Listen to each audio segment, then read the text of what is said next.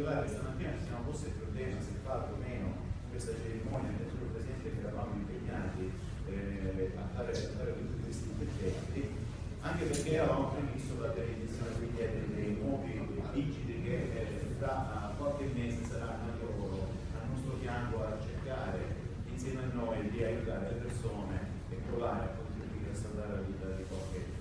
persone. Ragazzi,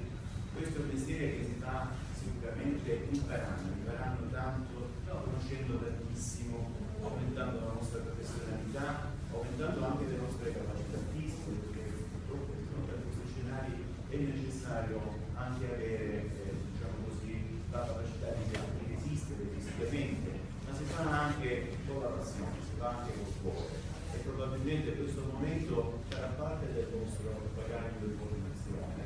in cui vi troverete al polo come istruttori ad avere tutta la formazione possibile, ma sicuramente nel proseguo della vostra carriera non dimenticherete questo momento qua che stiamo vivendo insieme, perché è il nostro lavoro che fatto sicuramente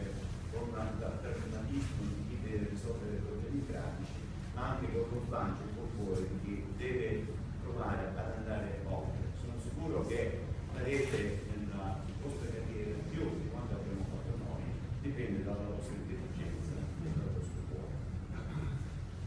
Sicuramente un grazie a Sant'Agata, come dice Betania, grazie a Santa Paz.